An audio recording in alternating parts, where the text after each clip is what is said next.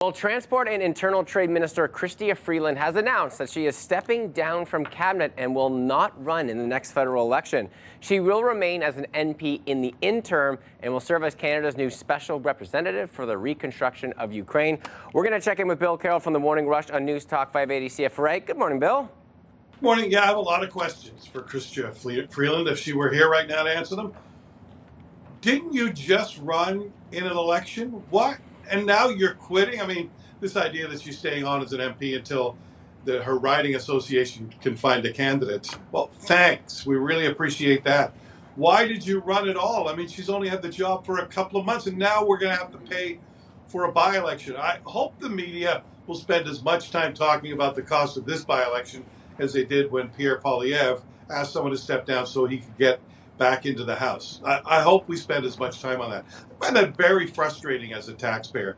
We have to pay for this by-election. I think when people step down early, and I don't know what the exact time is, whether it's put in 2 or 3 years, if you don't have a good reason for stepping down, a health reason or otherwise, your party should pay for the by-election. The Liberal Party of Canada should pay for this by-election. Maybe people would think twice about running for public office only to run away and do something else that they're more interested in. Maybe she didn't get the cabinet position that she really wanted. Who knows what she's thinking there.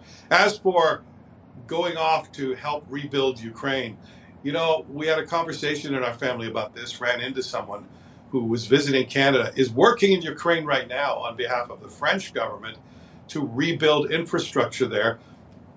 Hundreds of millions of dollars have already been poured in for this.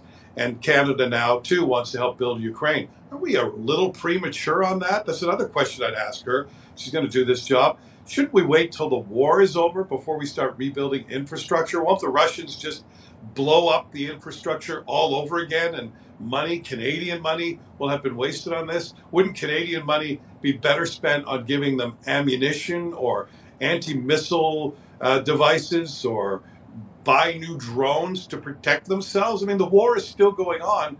I understand they want to rebuild and try to live life as normally as possible, but is that the best use of Canadian dollars? So, yeah, a lot of questions I have this morning, Will. Yeah, Bill, well, hopefully you can get some answers in the coming weeks. Again, it might take a little bit of time, but hopefully some direction as we move forward. You know what? Me and you can talk about this a little bit later on, about in the next hour on your show. What do you say?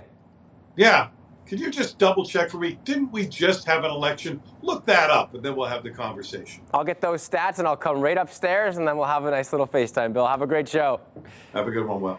Well, you can listen to The Morning Rush on Bill Carroll on News Talk 580 CFRA weekdays. That is from 6 until 10 in the morning.